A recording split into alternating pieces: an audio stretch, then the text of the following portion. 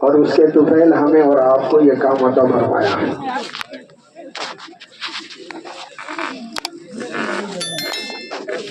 یہ کام کرنا ان صفات کے ساتھ جن صفات کے ساتھ حضرات انبیاء علیہ السلام روئے زمین پر اپنی امت کو دعوت دیا کرتے تھے اور اپنی امت کو سمجھاتے تھے۔ پیغمبروں میں ایک اولو العزم پیغمبر ہیں سیدنا موسیٰ علیہ نبینا علیہ السلام، بنی اسرائیل کے پیغمبر بنا کر بھیجے گئے۔ وہ اللہ رب العزت نے اس رات جس رات وہ مدین سے چلے تھے حضرت شعیب علیہ السلام کے گھرانے سے اور آپ کی اہلیہ محترمہ حضرت صفورہ کو لے کر، تو وادی طور کے اندر رات کی تاریکیوں میں صحرا کے اندر حضرت موسیٰ راہ بھٹک گئے تھے، اور وہاں پر انہوں نے ایک چیز جس کو قرآن کریم نے اس طرح بیان کیا، انی آنست نارا، کہ میں ایک آگ دیکھ رہا ہوں، اور وہ آگ ایک پیغمبری کا سبب بنی ہے، نبوت کے ملنے کا ایک ذریعہ بنی ہے، اصل وہ تجلیات الہی میں سے تھی۔ جب کوہ طور پر حضرت موسیٰ علیہ نبینا علیہ السلام تشریف لائے تو اللہ نے ان صفات کا ذکر فرمایا ہے جن صفات کا مذاکرہ ہم اور آپ یہاں کرنے کے لیے بیٹھے ہوئے ہیں، اور یہ چیز ہمارے ذہن و دماغ میں رہنی چاہیے کہ یہ صفات دعوت کے کام کرنے والے داعی کے اندر خصوصاً اور عام مسلمانوں کے اندر عمومی طور پر ضروری ہے۔ اس صفات سے خالی ہو کر اگر ہم کسی کو دعوت دیں گے تو ہماری دعوت بے سود ہوگی، بے فائدہ ہوگی۔ وہ صفات کیا ہیں؟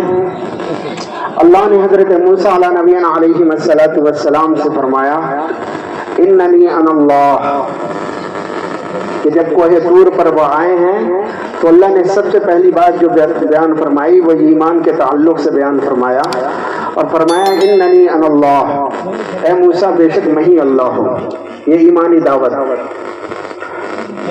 اور اس کے بعد اللہ نے حضرت موسیٰ علیہ السلام سے فرمایا وَأَقِمِ الصَّلَاةَ لِذِكْرِي، میری یاد کے لیے میرے لیے نماز قائم کرنا۔ یہ دوسری چیز، دوسری صفت۔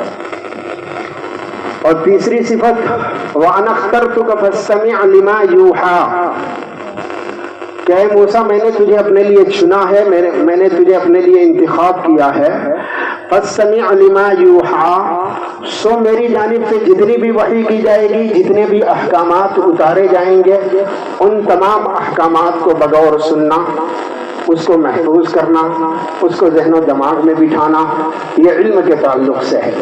اس لیے کہ علم کا دوسرا نام وحی ہے، یا وحی کا دوسرا نام علم ہے۔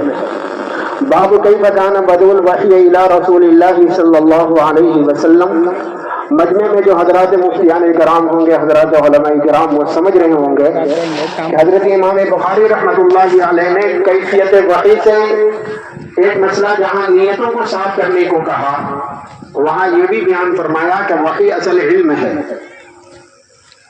اور خود امام الانبیاء حضرت محمد رسول اللہ صلی اللہ علیہ وسلم نے فرمایا کہ جس نے قرآن کریم کو حفظ کر لیا گویا اس نے اپنے سینوں کے درمیان علوم نبوت کو محفوظ کر لیا۔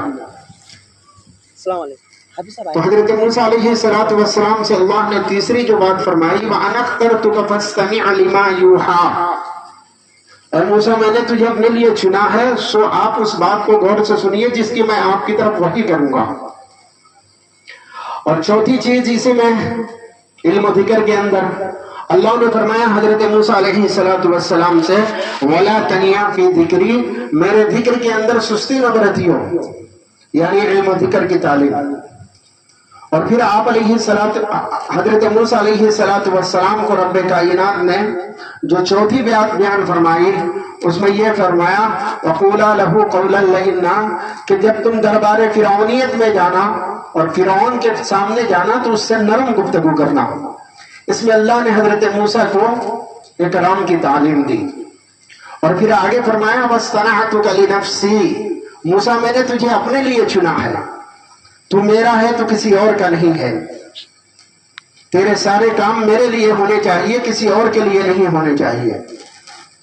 اس میں اللہ رب العزت نے اخلاص کی ترغیب دی حضرت موسیٰ علیہ السلام کو۔ اور پھر اس کے بعد جو چھٹی چیز ہے جس کو حضرت موسیٰ علیہ السلام کو رب کائنات نے سمجھایا، اذهب الى فرعون انه طغى، کہ فرعون کے پاس چلا جا، وہ بڑا شرکش ہو چکا ہے۔ اس میں دعوت ہے۔ یہ بات ہونے کے بعد حضرت موسیٰ علیہ السلام نے رب کائنات کے سامنے دی حضوری کرتے ہوئے یہ فرمایا، رب اشرح لی صدری ویسر لی امری واحلل عقدۃ من لسانی یفقہوا قولی، میرے پروردگار میرے سنے کو کھول دیجئے، اور میری زبان پر جو گرہ لگی ہے اسے بھی ہٹا دیجئے، اور میرے بھائی میرے معاملے کو آسان کر دیجئے، اور میرے بھائی حضرت ہارون کو میرا وزیر بنا دیجئے۔ اس سے یہ بات سمجھ میں آتی ہے کہ دعوت کے کام کرنے والوں کے لیے جب روانگی کے آداب ہوں تو ان صفات کے اوپر اتنا زور دے دیا جائے کہ جماعتوں کے اندر یہ ذہنیت ہو، اور جماعتوں کا یہ ذہن بن جائے ہر ساتھی کا کہ میرا 3 دن اللہ کی راہ میں نکلنا یا میرا 4 مہینے اللہ کی راہ میں نکلنا انہی 6 صفاتوں کو اپنے اندر اپنانے کے لیے ہے۔ اور یہ وہ صفات ہیں جس کو ہم اور آپ سرسری نظر سے سمجھتے ہیں، لیکن جب فقہا سے اور مفتیان کرام سے، علماء جمہور سے جب آپ فتویٰ معلوم کریں گے تو آپ کو یہ بات سمجھ میں آئے گی کہ یہ 6 صفات ہر ایمان والے کے اوپر بحیثیت فرض ہے۔ ایمان فرض ہے، نماز فرض ہے، علم کا حاصل کرنا زبان نبوت سے کہ طلب العلم فریضۃ علی کل مسلم، ہر مسلمان پر علم کا حاصل کرنا فرض ہے۔ جن مسائل سے اس کا تعلق ہے، جن حالات سے اس کا تعلق ہے، ان حالات کے مسائل کا جاننا ہر ایمان والے پر فرض ہے وہ۔ اور پھر فرمایا کہ اللہ کی یاد سے غافل ہو جانا یہ تو کسی بندے کے لیے روا نہیں ہے، اور کسی بندے کے لیے بھی جائز نہیں ہے۔ اور آگے کہ اکرام مسلم کہ کسی کے حق کو کھا لینا یا کسی حق کے دبا لینا قطعاً اس کی قرآن کریم نے نہ اجازت دی ہے، نہ زبان نبوت میں اس کا کوئی معاملہ اور اس کا کوئی ثبوت ملتا ہے۔ اور سارے امور اور سارے کام اللہ کے لیے کرنا یہ وہ چیز ہے جو انتہائی اہمیت کے حامل ہے۔ انسان اگر بڑا سا بڑا کارنامہ اختیار کر رہا ہو لیکن اگر اس کے اندر نام و نمود ہو تو فرمایا کہ یہ شرک خفی ہے۔ اور حضرت جی مولانا سعد صاحب دامت برکاتہم العالیہ فرمایا کرتے تھے کہ بتوں کا شرک بھی یہ 6 صفات ہر ایمان والا جس نے جناب محمد رسول اللہ صلی اللہ علیہ وسلم کا کلمہ پڑھا ہے اس کی اپنی زندگیوں میں لانا بے حد ضروری۔ اخلاص، حضرت جی مولانا سعد صاحب دامت برکاتہم العالیہ فرماتے ہیں کہ بتوں کا شرک بھی جہنم میں لے جائے گا اور عمل کا شرک بھی جہنم میں لے جائے گا۔ اور یہ سارے صفات کیسے آئیں گے؟ اس کے لیے چھٹی جو چیز ہے وہ دعوت اللہ ہے، ایمان کی محنت ہے۔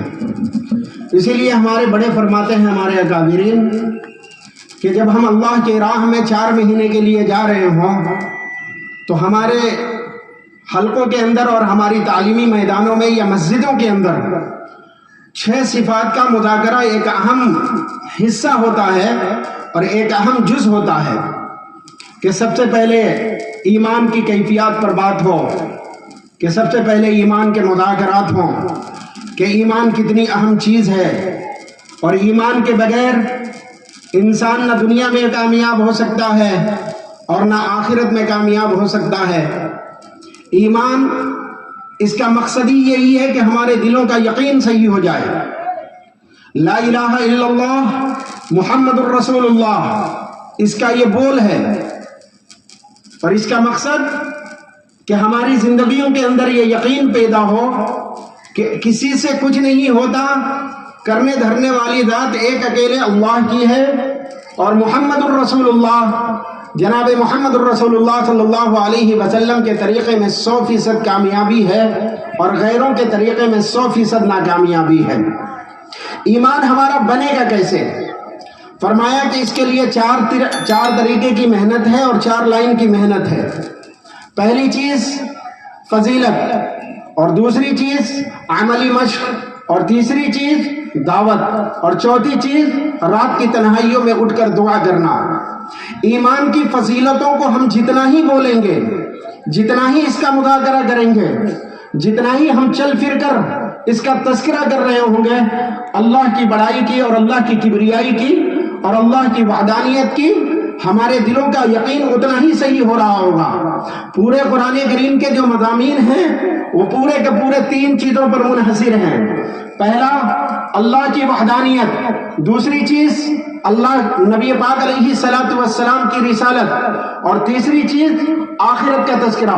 یہ پورے قرآن کریم کا نچوڑ اللہ کی وحدانیت اور اللہ کی کبریائی اور اللہ کی بڑائی کو قرآن کریم نے جس انداز سے بیان کیا ہے اسی انداز سے ہمیں اور آپ کو بولنے کی ضرورت ہے، اور یہ سب سے پاکیزہ عمل ہے۔ فرمایا ان فی خلق السماوات والارض واختلاف اللیل والنہار لآیات لأولی الالباب، بے شک آسمان و زمین کے بنانے میں اور رات و دن کے عدلنے بدلنے میں ایمان والوں کے لیے بڑی نشانیاں ہیں، عقل والوں کے لیے بڑی نشانیاں ہیں۔ اور یہ عقل والے ہیں کون؟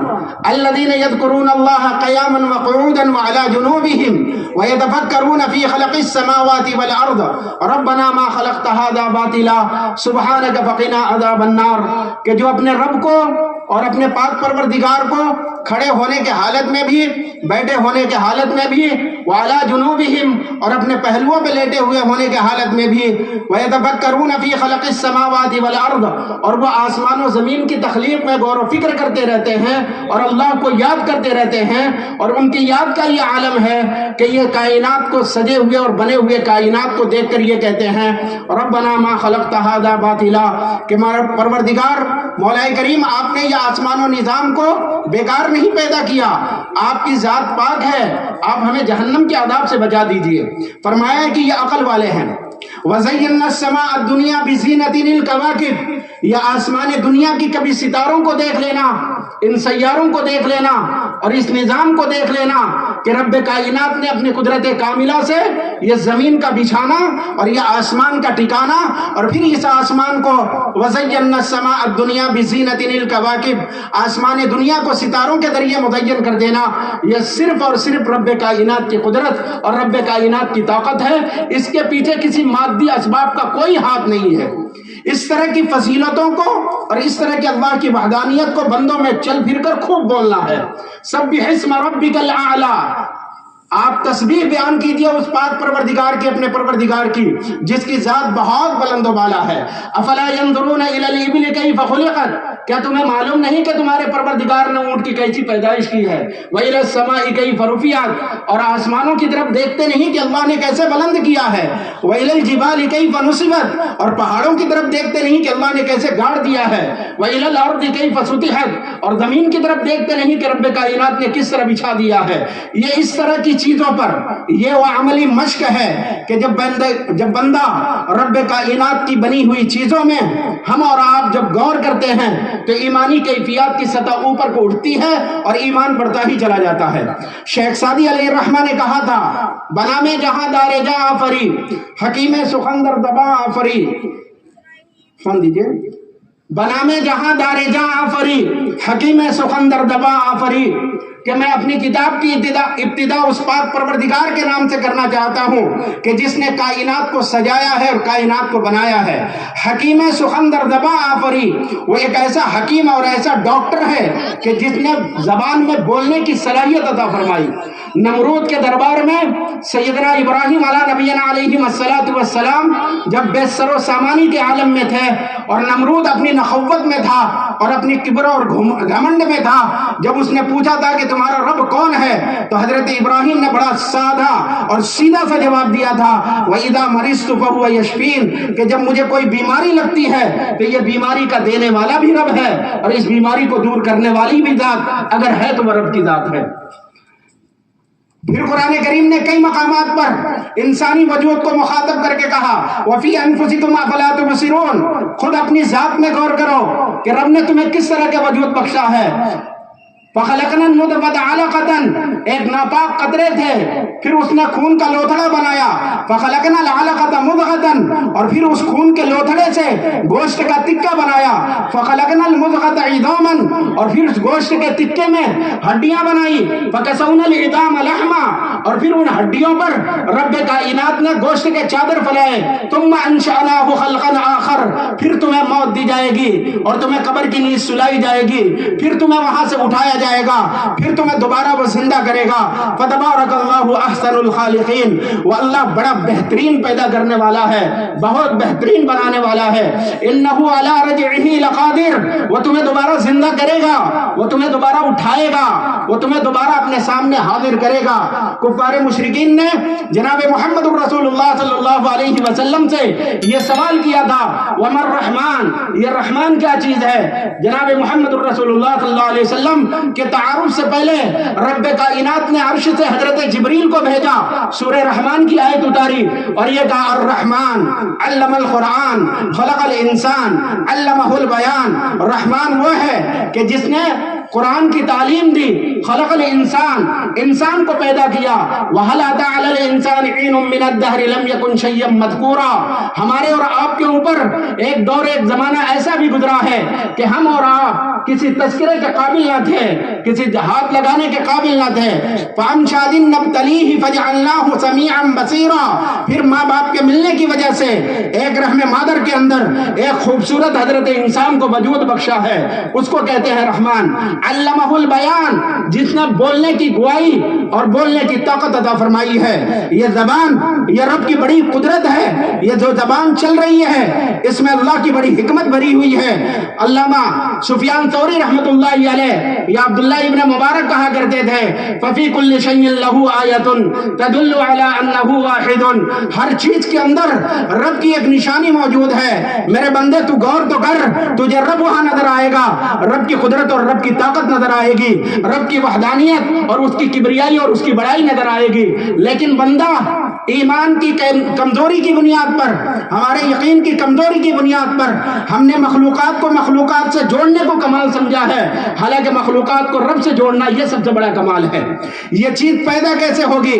حضرت مولانا الیاس صاحب نور اللہ مرقدہ فرمایا کرتے تھے کہ اس کو پیدا کرنے کے لیے بے طلب بندوں میں بے غرض ہو کر، بے طلب بندوں میں بے غرض ہو کر یہ سمجھنا ہمیں سامنے والے ساتھی سے دنیاوی کسی ایک آنے کی لا اسالکم علیہ اجرا، حضرات انبیاء کی یہ سب سے بڑی صفت ہے کہ جب وہ قوم کو اللہ کی وحدانیت کی طرف بلاتے تھے، اللہ کی کبریائی اور اللہ کی بڑائی کو جب سمجھانے کے لیے ان کی پتھریں تو کھائی ہیں، ان کے ماروں کو تو برداشت کیا ہے، ان کے تکالیف کو تو برداشت کیا ہے، لیکن اس کے اوپر دنیا کا کوئی اجر کا مطالبہ نہیں کیا ہے۔ حضرت مولانا الیاس صاحب نور اللہ مرقدہ فرمایا کرتے تھے کہ بے طلب بندوں میں بے غرض ہو کر ایمان کامل کی دعوت دینا کہ ان مادی اسباب سے کچھ بھی نہیں ہوتا، کرنے دھرنے والی ذات ایک اکیلے اللہ کی ہے، اس کی کبریائی کو اس کی بڑائی کو خوب بولنا ہے۔ جددوا ایمانکم کیف نجدد ایماننا یا رسول اللہ، امام الانبیاء حضرت محمد الرسول اللہ صلی اللہ علیہ وسلم جس روئے زمین کے سب سے مطہر و مقدس اور سب سے پاکیزہ جماعت اور سب سے افضل جماعت کہ جس کے بارے میں سیدنا عبداللہ ابن مسعود نے کہا تھا اولئک افضل هذه الامہ، اس امت کی سب سے بہترین جماعت ہے، اور جس کے بارے میں قرآن نے کہا تھا، جس کے بارے میں قرآن مقدس نے یہ کہا کہ ان کے دلوں کے اندر ہم نے ایمان کو اور ایسے اسلام کی محبت کو پیوست کر دیا ہے، وَكَرَّهَ إِلَيْكُمُ الْكُفْرَ وَالْفُسُوقَ وَالْعِصْيَانَ وَأُولَئِكَ هُمُ الرَّاشِدُونَ، کہہ رہے ہیں کہ کفر کو اور فسوق کو اور فجور کو حضرات صحابہ کے لیے ہم نے ناپسند کر دیا ہے۔ ایسی مقدس جماعت کو امام الانبیاء فرمایا کرتے تھے کہ اپنے ایمان کو تر و تازہ کرو۔ صحابہ نے اس کے سوال پر کہا کیف نجدد ایماننا یا رسول اللہ، نبی ہم اپنے ایمان کو کس طرح تازہ کریں؟ قال بقول کثرت لا الہ الا اللہ، لا الہ الا اللہ کی بول خوب بولو۔ اس کلمے کے دو جز، ایک جز لا الہ الا اللہ، اس کا مظہر آپ کو مقام بدر میں ملے گا، اور محمد الرسول اللہ اس کا جو ہے ثبوت اور اس کی مثال مقام احد کی گھاٹیوں پر ملے گی۔ مقام بدر میں صحابہ بالکل نہتے تھے، خالی تھے، صرف 2 ہی گھوڑے تھے اور 7 تلواریں تھیں، باقی سب پیادہ اور ایسے بے سر و سامانی کے عالم میں بدر کے مقام پر اور بدر کی گھاٹیوں پر امام الانبیاء اشرف الانبیاء اپنے چند صحابہ کو لے کر پہنچے ہوئے ہیں۔ دنیا یہ کہہ رہی تھی یہ 1000 والے 313 پر غالب آ جائیں گے، لیکن رب کا فیصلہ یہ تھا کہ یہ 313 1000 پر غالب آئیں گے، اور دنیا نے دیکھا بھی لا الہ الا اللہ کا مقصد ہے بھی یہی۔ اور دوسرا محمد الرسول اللہ ہے۔ احد کی گھاٹیوں پر جناب محمد الرسول اللہ نے صلی اللہ علیہ وسلم 50 صحابہ کا انتخاب فرمایا تھا اور یہ کہا تھا کہ یہ جنگ جیتی جائے یا جنگ شکست کھا جائے، شکست کے کیفیت ہو یا فتح کا حالات ہو، تم کسی حال میں بھی یہ گھاٹی نہ چھوڑنا۔ اس کمانڈر، اس سپہ سالار، اس محسن اعظم، اس امام الانبیاء کی بات کو چند صحابہ نے اپنی فکری رائے کی بنیاد پر وہاں سے ذرا نیچے سرکے ہیں۔ دنیا بتاتی ہے کہ فتح کی حالت کو رب کائنات نے شکست میں چینج کر دیا۔ یہ بتانا مقصود تھا کہ اگر محمد کے قدموں کے پیچھے چلو گے تمہاری کامیابی ہے، اگر محمد عربی کے حالات کو چھوڑ دو گے، ان کی سنتوں کو چھوڑ دو گے، تو پھر تمہاری ناکامیابی تمہاری مقدر بن جائے گی۔ حضرت مولانا سعد صاحب دامت برکاتہم العالیہ کہتے ہیں کہ اتباع سنت جو ہوتا ہے، اتباع سنت یہ نفس کے خلاف جہاد ہے، اور احیاء سنت یعنی سنت کی دعوت دینا یہ باطل کے خلاف جہاد ہے۔ یعنی باطل کو ختم کرنے کے لیے ہمیں وہی طریقے اختیار کرنے ہوں گے جو طریقے حضرات صحابہ نے جناب محمد الرسول اللہ صلی اللہ علیہ وسلم کے مجلس میں لیا ہے۔ ایک چیز یہ ایمان کی کیفیات کو بولنا، ایمان کی فضیلتوں کو خوب بولنا، اور پھر رات کی تاریکیوں میں اٹھ کر، رات کی تنہائیوں میں اٹھ کر ألم يأن للذين آمنوا أن تخشع قلوبهم لذكر الله وما نزل من الحق، کیا ایمان والوں کے لیے یہ گھڑی نہیں آئی ہے کہ وہ اللہ کے یاد سے ان کے دل ڈر جائیں اور ان کے دل خوف پائیں؟ اگر ایمان والا ایمان کے ساتھ ایمانی کیفیات کی بنیاد پر اگر اس کے دلوں کے اندر اللہ کی عظمت اور اللہ کا خوف اور اللہ کی کبریائی اور بڑائی نہیں ہے، تو امام احمد بن حنبل نے کسی نے کہا ہے کہ امام احمد بن حنبل رحمۃ اللہ علیہ سے جب یہ شعر کہا گیا اذا ما قال علی ربی اما استحییت تعصینی وتخفی الذنب عن خلقی وبالعصیان تأتینی، کہ میرے بندے میری نافرمانی کرتے ہوئے، میری نماسیت اور میرے حکموں کو توڑتے ہوئے تجھے شرم نہیں آتی؟ وتخفی الذنب عن خلقی، مخلوقوں سے تو اپنی دنیا والوں سے تو اپنے گناہوں کی گٹھری کو چھپا لیتا ہے، وتأتینی وبالعصیان تأتینی، اور میرے پاس گناہوں کی گٹھری لے کر آتا ہے۔ اس کا مطلب یہ ہے کہ دل کی کیفیات کچھ اور ہیں اور حالات ظاہر کچھ اور ہیں، یہ انتہائی خطرناک۔ حضرت شیخ زکریا رحمت اللہ علیہ نے لکھا ہے کہ اس داعی کی دعوت میں اثر نہیں ہوتا، اس داعی کی دعوت کارگر نہیں ہوتی جو زبان کا الگ ہو اور عمل کا الگ ہو، بلکہ حدیث میں فرمایا گیا کہ یہ منافق ہے۔ اور پھر فرمایا ایک موقع پر قرآن کریم میں فرمایا کہ تم دوسروں کو بھلی باتوں کو حکم دیتے ہو اور اپنے آپ کو بھول جاتے ہو، وَأَنْتُمْ تَتْلُونَ الْكِتَابَ أَفَلَا تَعْقِلُونَ، کیا تم کتاب پڑھتے بھی ہو؟ کیا اتنی بھی سمجھ نہیں ہے کہ اگر یہ نیکیاں اور یہ اللہ کی بڑائی اور فضیلت اگر اس کو جنت میں لے جائے گی تو اسے بھی تو جنت میں لے جائے گی اگر یہ عمل میں اترے گا، اگر یہ عمل سے کوڑا ہوگا پھر ہمارے کل قیامت کے دن ہاتھ باندھ دیے جائیں گے اور بجائے ہمیں جنتوں میں جانے کے کہیں اور ہمیں ڈالا جائے گا۔ اسی لیے اس کی فضیلتوں کو خوب بولنا بھی ہے اور بے غرض بندوں میں، بے طلب بندوں میں بے غرض ہو کر بولنا ہے، اور رات کی تنہائیوں میں اللہ کے سامنے ایمان کامل کی دعا کرنا ہے۔ اس لیے کہ اللہ بے نیاز اور اللہ کی ذات بالکل سمدیت میں ہے۔ اگر ابو عبداللہ اندلسی نور اللہ مرقدہ کو تھوڑی دیر کے لیے ایمان سے سلب کرا دے یا ایسے ہی وہ شخص، وہ کاتبین وحی میں سے وہ صحابی رسول جو بغل میں بیٹھے ہوئے تھے اور جن کے دل میں ذرہ برابر شک کا ایک شائبہ گزرا، وہ اسلام سے ارتداد کر گئے، ایمان ان سے چھین لیا گیا، وہ جب بڑے بڑے خطرے میں پڑ سکتے ہیں تو ہماری کیا حیثیت ہے؟ ہم کس اوقات کے ہیں اور ہم کس کھیت کے مولی ہیں؟ اسی لیے اپنے ایمان کی فکر کرنا اور اپنے ایمان کے بچانے کے لیے ہمیشہ متفکر رہنا، یہ ہر ایمان والے کی ایک ذمہ داری ہوتی ہے۔ اس کی ایک علامت کیا ہے؟ امام الانبیاء حضرت محمد رسول اللہ صلی اللہ علیہ وسلم نے فرمایا لِكُلِّ شَيْءٍ عَلَمٌ وَعَلَمُ الْإِيمَانِ الصَّلَاةُ، ہر چیز کی ایک علامت ہوتی ہے اور ایمان کی علامت نماز ہے۔ ایمان کی علامت نماز ہے۔ اگر کوئی مومن ہو اور اس کی زندگی میں ایمان نہ ہو، اس کی زندگی میں نماز نہ ہو، اس کا مطلب یہ ہے کہ اس نے اسلامی بنیاد کو اور اسلامی ڈھانچے کو اس نے ڈھا دیا ہے۔ قرآن کریم میں فرمایا گیا قد افلح المؤمنون، ایمان والے کامیاب ہو گئے، ایمان والے فلاح کو پہنچ گئے، ایمان والوں کے لیے جنت کے راستے بالکل کھول دیے گئے۔ اب رہا مسئلہ یہ کہ وہ ہیں کون؟ تو فرمایا الذین هم فی صلاتہم خاشعون، کہ جو اپنی نمازوں کے اندر خشوع اور خضوع اختیار کرنے والے ہیں۔ یہ وہ نماز ہے کہ جس کو ثابت کرنے کے لیے اور شریعت کا ایک حصہ اور ایک قانون بنانے کے لیے بحیثیت عبادت کے اگر اس کو لاگو کرنا تھا تو جناب محمد الرسول اللہ صلی اللہ علیہ وسلم کو اس دھرتی کی سطح سے اٹھایا گیا ہے اور آسمانی فضاؤں کا سیر کرایا گیا ہے اور ساتوں آسمان سے پرے ہو کر جہاں جبریل کے پر بھی نہ چلتے ہو وہاں سے بھی آگے بلا کر عرش کے قریب لا کر جناب محمد الرسول اللہ صلی اللہ علیہ وسلم کو اگر کوئی تحفہ دیا گیا تو یہ نماز کی شکل میں دیا گیا ہے۔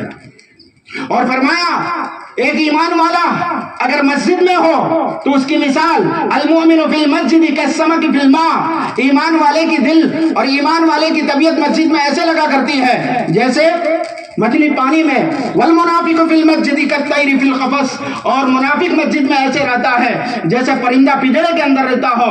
اسی لیے فرمایا کہ اپنے آپ کو ہم اس لائق بنائیں۔ امام الانبیاء حضرت محمد الرسول اللہ صلی اللہ علیہ وسلم بیٹھے ہوئے ہیں اور حضرات صحابہ بھی ہیں، حضرت ابو بکر خلفائے راشدین، اللہ کے حبیب باتوں باتوں میں کہنے لگے وَحُبِّبَ إِلَيَّ مِن دُنْيَاكُمْ ثَلَاثَةٌ، مجھے تمہاری دنیا میں تین چیزیں بڑی محبوب ہیں، مجھے اس دنیا کے اندر بھیجا گیا ہے، تین چیزیں مجھے بہت زیادہ محبوب۔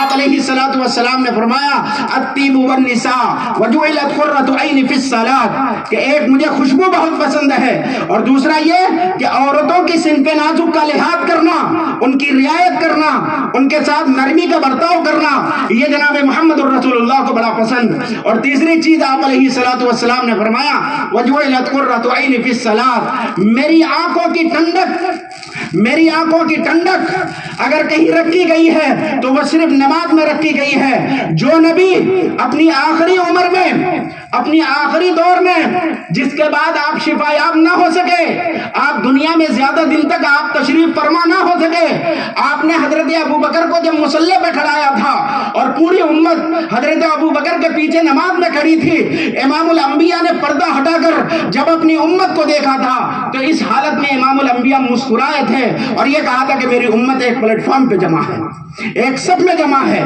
یہ نماز انتہائی اہم، امام الانبیاء نے فرمایا الصلاۃ عماد الدین، نماز دین کا ستون ہے، ومن اقامها اقام الدین، جو پڑھتا ہے دین کو باقی رکھتا ہے، ومن ہدمها ہدم الدین، اور جس نے نماز کو ڈھا دیا اس نے دین کے قلعے کو اور دین کے دیوار کو ایک دم ایسا ہے جیسے بلڈوزر لا کر گرا دیا ہو اور مٹی میں ملا دیا ہو۔ من ترک الصلاۃ متعمدا فقد کفر، جو جان بوجھ کر نماز چھوڑ دیتا ہے اس نے گویا کہ کفر والا عمل کیا ہے، کفر والا عمل کیا ہے۔ اسی لیے حضرات صحابہ کی زندگیوں میں یہ بڑے واضح الفاظ میں قرآن کریم نے یہ آیت نقل کی والذین یبیتون لربہم سجدا وقیاما، کہ صحابہ کی یہ مقدس وہ جماعت ہے جو اپنی راتیں نمازوں کے اندر گزار دیا کرتے ہیں، کھڑے ہونے کے حالت میں بھی اور بیٹھے ہونے کی حالت میں بھی۔ اس نماز کو اپنی زندگیوں میں لانے کے لیے پھر وہی 4 لائن کی محنت، نماز کی فضیلتوں کو خوب بولنا۔ آج امت کا بہت بڑا طبقہ نماز سے دور ہے۔ نماز، کسی نے کہا تھا بھائی بولنا نہیں لیکن میں ہٹ کے ایک بات کہہ رہا ہوں، ظہر اثر بسر گیا، مغرب کا تو پتہ نہیں، اور عشاء میں تو، اور وہ بولے بھائی کس میں تھا؟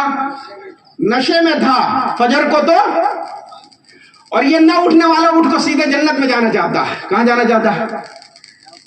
اسی لیے نماز نماز نماز امام الانبیاء کی آخری وصیت ہے نماز.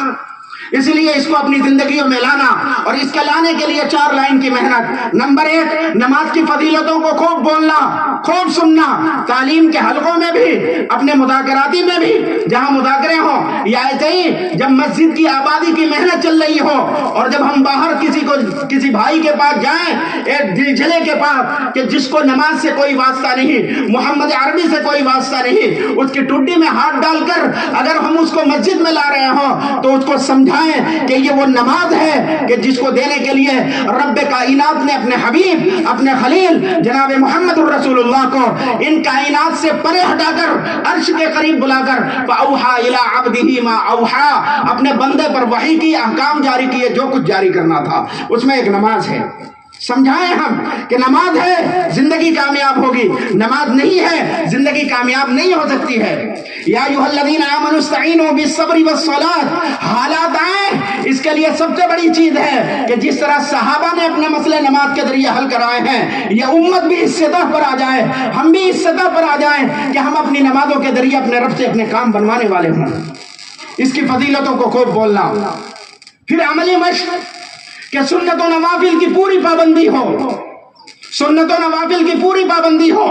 ہم اپنی نمازوں کو علماء سے صحیح طریقے سے سیکھنے والے بنیں، اس کی تجوید کی رعایت کرنے والے بنیں، اس کی تسبیحات کو ہم صحیح طریقے سے پڑھنے والے بنیں، اس کو ہم سیکھیں. اور پھر فرمایا اس کی دعوت دینا ایمان نماز کامل کی کہ دیکھو یہ وہ نماز ہے، یہ وہ نماز ہے جس کو حدیث میں فرمایا گیا معراج المومنین، کہ جو نماز پڑھتا ہے وہ معراج المومنین ہے، مومن کا معراج ہے یہ.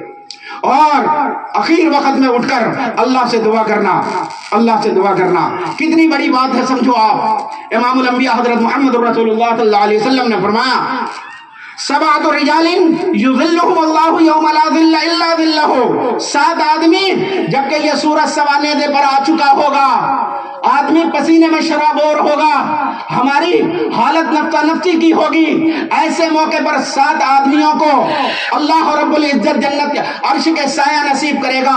اسی میں فرمایا وَمُعَلَّقٌ بِالْمَسَاجِدِ، کہ جس کا دل مسجد میں اٹک رہا ہو، مسجد میں اٹک رہا ہو، کہ یہ مسجد میں نماز پڑھنے والا ہو، یہ اس کو اپنی نماز کی فکر لگی ہوئی ہو. اس طرح کی نمازوں کو ہم اللہ سے مانگیں. یہ نماز بنے گی کیسے؟ اس کے لیے مسائل کا سیکھنا اور مسائل کا جاننا اور اس کا علم حاصل کرنا یہ ہر ایک کے اوپر فرض ہوتا ہے. حضرت موسیٰ علیہ نبی علیہ السلام کو رب نے فرمایا وَأَنَا اخْتَرْتُكَ فَاسْتَمِعْ لِمَا يُوحَىٰ، میں نے تجھے اپنے لیے انتخاب فرمایا ہے. اس کا مطلب یہ ہوا کہ علم کے راستے میں چلنے والا اور علم کا حاصل کرنے والا ایسے ہے جیسے رب کے راستے پر اور جنت کے راستے پر چلنے والا ہو. یہ وہ اونچا عمل ہے کہ جب ہم علم سیکھنے کے غرض سے عمریں نہیں دیکھی جاتی ہیں، نگاہیں نہیں دیکھی جاتی ہیں، سر کے بال کتنے سفید ہوئے رب اس کا شمار نہیں کرتا ہے، ہماری داڑھیوں میں چاندنی پھیلی یا نہیں پھیلی جبریل کا اس سے کوئی واسطہ نہیں ہے.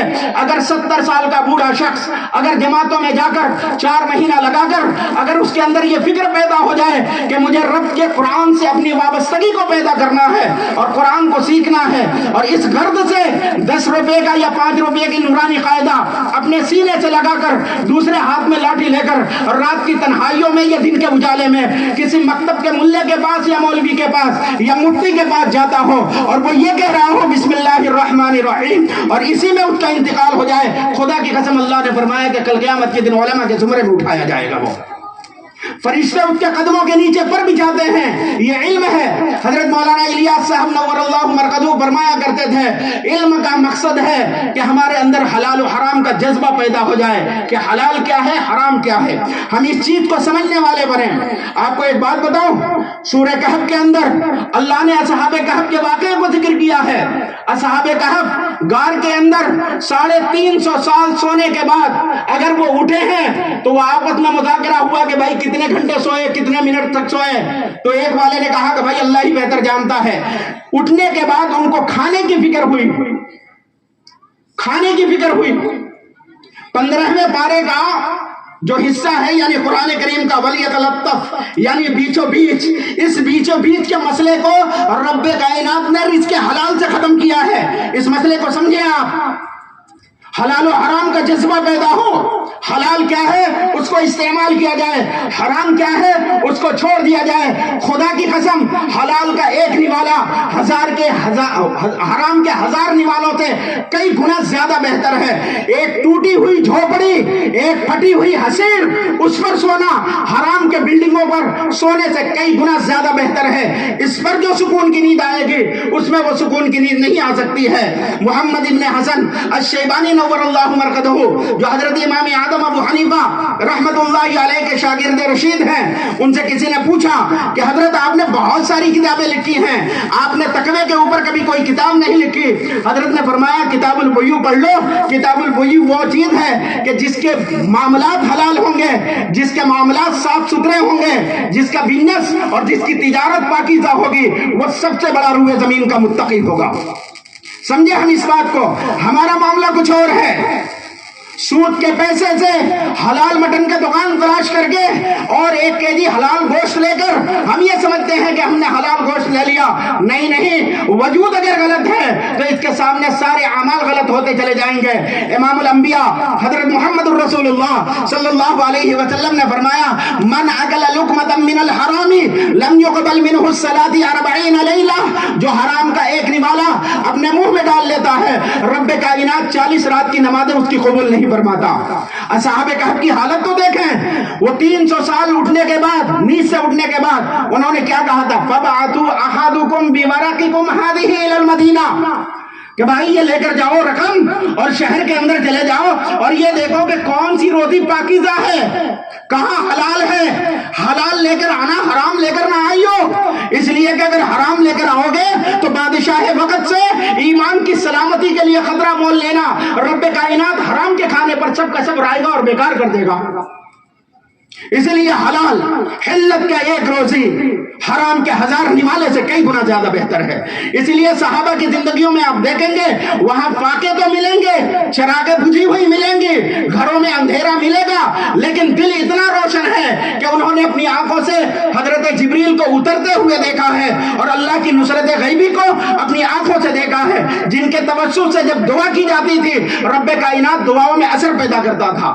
امام الانبیاء حضرت محمد رسول اللہ صلی اللہ علیہ وسلم نے فرمایا کہ ایک آدمی سفر کا تھکان میں ہے، سر کا بال پرا گندا ہے، جسم کے کپڑے بالکل پرانے ہو چکے ہیں، کھانے کے لیے نوالا نہیں ہے، پہننے کے لیے صحیح کپڑا نہیں ہے، اس خستہ حالی میں بھی اگر وہ یہ کہتا ہے یا ربی یا ربی، لیکن اس کا کھانا حرام، اس کا پہننا حرام، اس کی سواری حرام، بس فرمایا اللہ کے رسول نے پھر دعا کہاں قبول ہو سکتی ہے؟ اس لیے اتنا علم کا جاننا ضروری ہے کہ جس کے ذریعے ہم حلال و حرام کی پہچان کو حاصل کر سکیں۔ اس کو سیکھنا، یہ حاصل کیسے ہوگا؟ اس کے لیے بھی وہی 4 لائن کی محنت، علم کی فضیلتوں کو خوب بولا جائے۔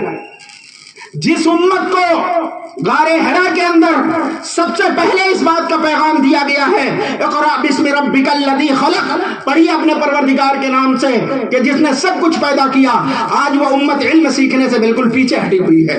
اسی لیے ہمیں علم کے سیکھنا بھی ہے اور اس کو اپنی زندگیوں میں حاصل کرنے کی ضرورت بھی ہے۔ ایک اس کی فضیلتوں کو خوب بولنا اور خوب سننا، دوسری چیز اس کے لیے عملی مشق، کہ اگر کوئی مسئلے کا درپیش ہو ہم انٹرنیٹ کی دنیا میں نہ گم ہوں، ہم واٹس ایپ پہ نہ جائیں، ہم فیس بک کی دنیا پر نہ جائیں، ہم اس کے بہانے اپنے مقامی علماء کا اور ایسے ہی مفتیان کرام کی زیارت کریں، ان کے دیدار کو اپنے اوپر لازم سمجھیں، اسی بہانے سے جا کر ان کے سامنے اس طرح زانو تلمذ ہو جس طرح سیدنا جبریل امام الانبیاء کے سامنے زانو تلمذ ہوئے تھے اور علم کے باب کو سیکھا تھا یا امت کو بتلایا تھا۔ اس لیے کہ حضرات انبیاء کا دنیا میں آنا، حضرت انبیاء کا دنیا میں آنا، حضرت ابراہیم علیہ نبینا علیہ الصلوۃ والسلام نے इमाम उल अंबिया को जब मांगा है तामीर के बैतुल्लाह के बाद, तो इसीलिए कहा रब्बना वबअथ फीहिम रसूला यतलू अलैहिम आयातिका व युअल्लिमुहुमुल किताब वल हिकमा व युज़क्कीहिम इन्नका अंतल अज़ीज़ुल हकीम। रब मौला एक ऐसे पैगंबर को पैदा फरमा जो इन्हीं में से हो, जो इनके सामने तेरी आयतों की तिलावत करे। ये तिलावतों का करना, ये तज़किया करना, ये मसले का बताना, ये हिकमत की बातें हमारे दिलों में उतारना, ये उलमा का काम है। हम इसके बहाने उलमा के दर पे जाने वाले बने, उलमा के सामने जानु तलम्मुद होने वाले बने, कोई मसला अपने से हल न करें। कुरान में फरमाया मन का एक साहब कहने लगे, अरब की एक सहाफी है, बात खत्म करता मैं, ज्यादा लंबी हो रही है लेकिन समझिए आप इस बात। हमारे हैदराबाद के अंदर एक साहब, एक खातून बेचारी आई हुई है सहाफी किस्म की, एक साहब बगल में बैठे हुए थे, तो उन्होंने पूछा कि आपका मुश्किला क्या है, आप क्या काम करते हैं? तो वो कहने लगे मैं कुरान की तफसीर लिख रहा हूं। तो उस खातून ने यह सवाल किया है हल अलिमता बिलुगतिल अरबिया, क्या आप अरबी जबान से वाकिफ हैं? तो वो कह रहे हैं कि नहीं, मुझे अरबी जबान नहीं आती। तो वो खातून कहने लगी कि जब आपको अरबी जबान नहीं आती तो फिर कुरान की तफसीर कैसे लिखेंगे आप? कहा कि चंद कुरान की तफसीर तर्जुमे सामने रख लेता हूं और उसी में से देख देख के लिखता रहता हूं। फिर ये जाने के बाद उन्होंने कहा मिन गराइबी व अजाइबिहा मिनल हिंद, ये एक अजीब अजूबा है, एक ऐसा शख्स जिसे दूर दूर तक अरबी से कोई वास्ता नहीं, वो कुरान की तफसीर करने बैठा हो और कुरान की जो है तफसीर और पता नहीं क्या क्या फेंकने बैठा हो। इसीलिए हमारे हजरत अकाबिरीन निजामुद्दीन के ये फरमाते हैं अपने मसलक के मुअतबर उलमा से मसले का हासिल करने का हमारा हर साथी अपना मिजाज बनाए। बात समझ में आई? हदीस में फरमाया गया अल उलमा मसाबिहुद दुजा, उलमा जो होते हैं ये अंधेरियों के चिराग होते हैं। चिराग का मतलब क्या होता है? अगर फितने चारों तरफ से हो, सांप का डर हो, शीशे का डर हो, पांव में जख्मी होने का डर हो, रात की तारीकी हो, आप एक काम करो वहां चिराग जलाओ, सांप भी दिख जाएगा, सारे फितरे दिख जाएंगे। लेकिन अगर आप अंधेरे में जाने की कोशिश करोगे, आपके पांव में कांटा भी चुभेगा, उधर से सांप भी डसेगा और पता नहीं क्या क्या हालात आएंगे। अगर फितनों के जमाने में हम उलमा का दामन पकड़ लें और उलमा पर हक हो, उनके मजलिसों को हम अपने ऊपर लाजिम समझ लें, बहुत सारे फितनों से हम बच सकते हैं। ये अमली मश्क है इल्म का। इसको दो बेगरज बंदों में, बेतलब बंदों में बेगरज होकर इल्म की फजीलत को खूब बोला जाए कि देखो कुरान रब्बे कायनात ने इसे रूए जमीन पर उतारा है।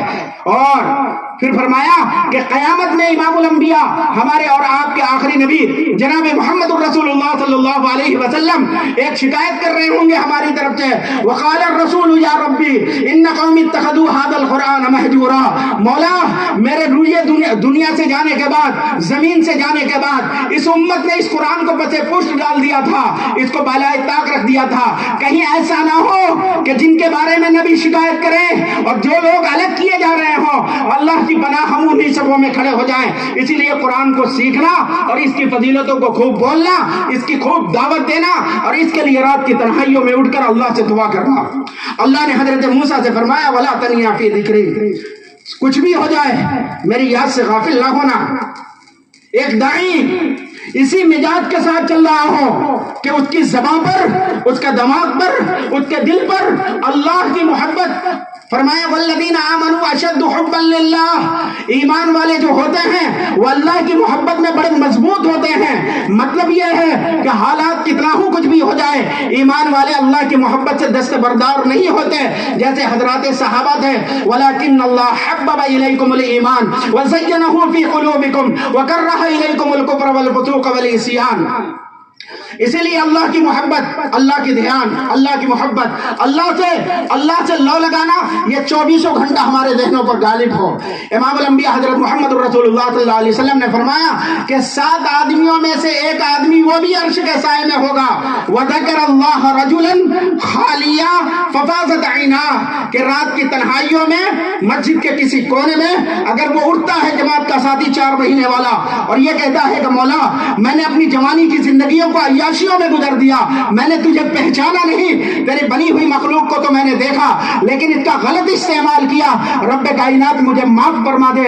اور یہ کہتے ہوئے رب کو یاد کرتے ہوئے اگر اس کے آنکھوں سے 2 قطرے آنسو کے نکل جائیں، اللہ کہتا ہے حرمت علیہ الجہنم، میں نے اس کے اوپر جہنم کو حرامی کر دیا، جہنمی حرام کر دیا۔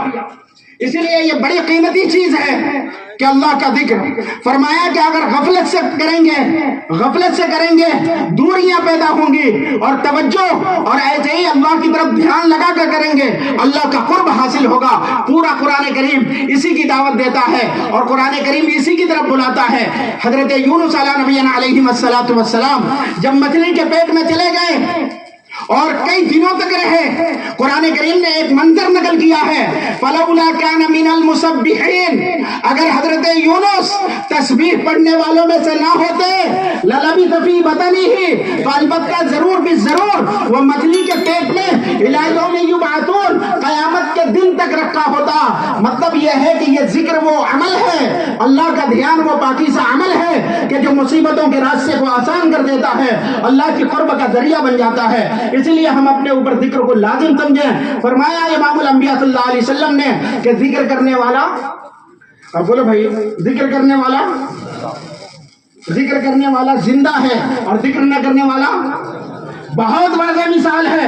حضرت خالد بن ولید نے کہا تھا یہ 2 لاکھ کی فوج ایک خالد بن ولید کافی ہے۔ پوچھا گیا کہ کیسے صاحب؟ کہا کہ وہ سب کے سب مردے ہیں اور میں زندہ ہوں۔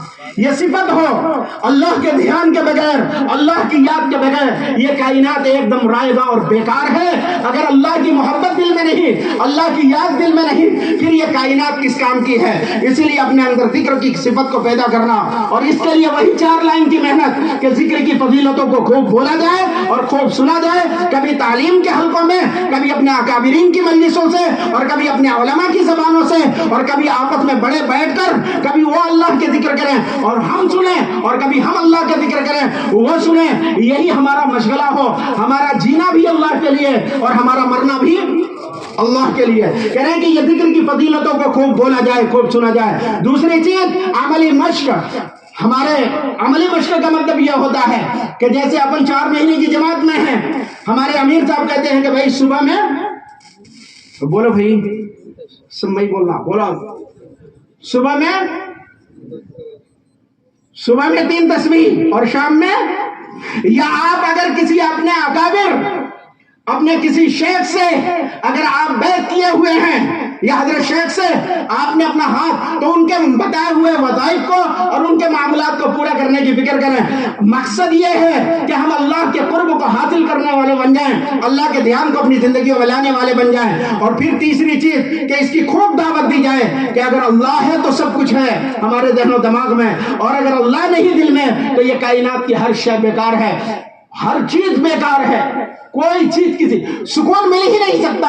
الا بذکر اللہ تطمئن القلوب۔ پوری دنیا والے اطمینان کی تلاش میں آسمانی فضاؤں میں اور خلاؤں میں خلابے مار رہے ہیں کہ ہمارے دلوں کو سکون مل جائے۔ رب کہتا ہے کہ قرآن کہتا ہے کہ اگر سکون ہے تو میرے نام سے وابستہ ہے، میرے ساتھ جڑ، تجھے ریتی پہ ایسے نیند آ جائے گی جیسے میرے بندے حضرت عمر فاروق کو ایک چٹانوں پر نیند آئی تھی جبکہ وہ گھاٹ پر لیٹے ہوئے تھے اور سر کے نیچے کوئی قالین بھی نہیں تھا اور نرم تکیہ بھی نہیں تھا اور کوئی باڈی گارڈ بھی نہیں تھا، کوئی اے سی اور کولر بھی نہیں تھے، ایک دم مزے کی نیند لے کر سو رہے ہیں۔ کون عمر بن خطاب کہ جس سے تقریباً 22 لاکھ مربع میل پر جس نے اسلام کے پرچم کو لہرایا ہے اور جس کے سامنے سپر پاور 2 طاقتیں روم اور فارس ایک دم نام سے کپ کپائے بیٹھی ہیں، ویسا خلیفہ اللہ کی یاد میں اتنا مشغول ہے کہ ایک مٹی کی زمین پر گھاٹ پر صدقات کا اونٹ چراتے ہوئے مزے کی نیند لے کر سو رہا ہے۔ کہہ رہے ہیں کہ اگر اللہ آ جائے گا کائنات نکل جائے گی۔ فرمایا من کان للہ کان اللہ لہ، جو اللہ کا ہو جاتا ہے اللہ اس کا ہو جاتا ہے۔ اسی لیے اس کی صفت کو پیدا کرنا اور رات کی تاریکیوں میں اٹھ کر اللہ سے مانگنا۔ چوتھی صفت ہے گرام مسلم، یہ وہ چیز ہے۔ اور چوتھی اب سمجھیں آپ کہ ایک حقوق اللہ ہے، دوسری حقوق العباد ہے۔ اللہ حقوق العباد کی جو ہے مطلب معاف کر دے گا، حقوق اللہ کی تو معاف کر دے گا، حقوق العباد کی کوئی معافی کا کوئی چانس۔ اسی کے ساتھ اخلاص بھی ہے کہ حضرت موسیٰ علیہ السلام کو اللہ نے فرمایا وَاصْطَنَعْتُكَ لِنَفْسِي، میں نے تجھے اپنے لیے چنا ہے۔ اپنے لیے. اور اکرام کے سلسلے میں فرمایا ولا تنیا وقولا له قولا لینا، جب تم اس سے گفتگو کرنا تو نرمی سے بولنا. کس سے بولنا؟ یہ اللہ جو ہے، اللہ اپنے خاص پیغمبر حضرت موسیٰ سے یہ کہہ رہا ہے کہ جب تم فرعون سے بات کرنا تو زبان میں جیسے ہمارا مزاج بنا ہوا ہے، ہم یہ سمجھ رہے ہیں کہ اس کے اوپر احسان کر رہے ہیں. صاحب اس کے اوپر ہمیں احسان نہیں کر رہے ہیں، وہ ہمارے اوپر احسان کر رہا ہے کہ ہماری باتوں کو سننے کے لیے رب نے اس کو ہماری طرف متوجہ دیا، اس کے ذریعے ہمارا ایمان بننے والا ہے، اس کے ذریعے ہمیں نیکیاں ملنے والی ہیں. اس کا احسان ہمارے اوپر ہے. بادشاہ کے احسان غلام پر ہے، نہ کہ غلام کے احسان. کوئی غلام یہ کہ ہمیں بادشاہ، اگر میں نہیں تو یہ بادشاہ نہیں، تو یہ اس کی بیوقوفی ہے، یہ اس کی سمجھ میں. اکرام کا مزاج ہو، اکرام کا مزاج ہو، زبانوں میں نرمی ہو. ادفع باللتی ہی احسن، سامنے والا اگر برا ہو تو ہم برے نہ ہو، برائی کا جواب بھلائی سے دینے والے ہوں، اپنی زبان میں نرماہٹ برتنے والے ہوں. ایک دم کہتے ہیں نا کہ بھائی میٹھی زبان والے کی مرچی بھی بک جاتی اور کڑوی زبان والے کا شہد بھی. سمجھے بھائی؟ کریلے لطف دیتے ہیں اگر طباخ اچھا ہو، سلیقے سے کہا جائے تو سچ کڑوا نہیں ہوتا. کریلا جو ہوتا ہے نا بڑا کڑوا ہوتا، لیکن اگر پکواتی بہترین ہو تو ایسا پکا دے گا کہ مزے لے کے کھا سکتے ہیں آپ. اسی کو کہا کریلے لطف دیتے ہیں اگر طباخ اچھا ہو، سلیقے سے کہا جائے تو سچ کڑوا نہیں ہوتا. اگر ہم کسی کے سامنے جا کر اکرام کا انداز اختیار کر رہے ہوں، ایک دم نرم ہو جائے گا، ہمارا گرویدہ ہو جائے گا ہماری باتوں کو لینے کے لیے، اور پھر اللہ کے گھر میں آنے کے لیے تیار ہو جائے گا. اس لیے اکرام کی صفات اور اس کے ساتھ اخلاص، جو کچھ بھی ہو اللہ کے لیے ہو. ان اللہ لا ينظر الى صورکم واموالکم، اللہ صورتوں کو نہیں دیکھتے، مالوں کو نہیں دیکھتے. اگر مال دیکھنا ہوتا خدا کی قسم نمرود کامیاب ہوتا، ایسے ہی حامان کامیاب ہوتا، فرعون کامیاب ہوتا، پتہ نہیں. لیکن اللہ نے صورتوں کو نہیں دیکھا، مالوں کو نہیں دیکھا. اگر صورتوں کو دیکھنا تھا تو ابو لہب کامیاب ہوتا، جس کے بارے میں قرآن نے کہا تبت یدا ابی لہب وتب، اس کا نام عبد العزیٰ ہے، لیکن اتنا گورا تھا وہ کہ اس کی صفت رکھ دی گئی ابو لہب آگ والا. اور حضرت بلال حبشی ایک دم کالے کلوٹے. اب وہ جب آپ سیرت کی کتابوں پڑھیں گے یا علماء سے جب سنیں گے تو ایسا لگتا ہے کہ ہمارے بلال جو ہے کیسے ہوں گے، کس طرح ہوں گے، اور انداز عجیب سا دکھتا. لیکن وہ بلال کہ جس کی زندگیوں میں اللہ نے ایمان دیا تو اتنا معتبر بنایا کہ امام الانبیاء جناب محمد الرسول اللہ ایک موقع پہ کہہ رہے ہیں بلال وہ تیرا کون سا عمل ہے کہ جنت میں میرے سے پہلے تیری جوتیوں کی آواز آتی ہے. اتنا معتبر. اور یہ ابو جہل مال والا اور ابو لہب ایک دم رائے گا اور بیکار. اللہ مالوں کو نہیں دیکھتے اور صورتوں کو نہیں دیکھتے، ولکن ينظر الى قلوبکم واعمالکم، لیکن اللہ دلوں کو دیکھتا ہے اور اعمال کو دیکھتا ہے. اس لیے ہم عمل میں اخلاص پیدا کرنے والے ہوں اور عمل خالص اللہ کے لیے کرنے والے ہوں. یہ ساری چیزیں ہماری زندگی میں کیسے آئیں گی؟ اسی کے لیے اللہ کے راستے کی تشکیل کی جاتی ہے. یہ جان بھی اور یہ مال بھی خدا کی قسم مٹی میں لگانے کے لیے اور خاک میں ملانے کے لیے رب کائنات نے آسمان دنیا سے روئے زمین پر ہمیں اور آپ کو اس کے لیے نہیں بھیجا ہے کہ یہ مال بھی بڑی بڑی بلڈنگیں بنا کر اور عالیشان بلڈنگیں بنا کر اور جائیداد زمینیں خرید کر اس میں یوں چھوڑ کر آ جاؤ. نہیں، یہ مال بھی اللہ نے اور یہ جان بھی اللہ نے اپنی جنت کے بدلے میں خرید لیا ہے. بتاؤ یہ سستا سودا ہے یا نہیں ہے؟ بولو بھائی ہو، سستا سودا ہے کہ اگر ہم اپنی جان کو اور اپنے مال کو اللہ کے دین کے تقاضوں پر لگائیں گے، اللہ کے دین کے راستے میں لگائیں گے، اللہ رب العزت اس کے بدلے میں جنت عطا فرمائیں گے. ان اللہ اشتری من المؤمنین انفسهم واموالهم بان لهم الجنہ، کہ بے شک اللہ نے ایمان والوں کی جان کو اور ایمان والوں کے مال کو ان کی جنت کے بدلے میں خرید لیا ہے. ہم سب اس کے لیے تیار ہیں؟ بولے بزرگوں تیار؟ ہاتھ اٹھاؤ بھائی. اللہ قبول فرمائے، پورے مجمع کو قبول فرمائے، ہماری جانوں کو اور اپنے مالوں کو اپنے دین کے تقاضوں پر قبول فرمائے.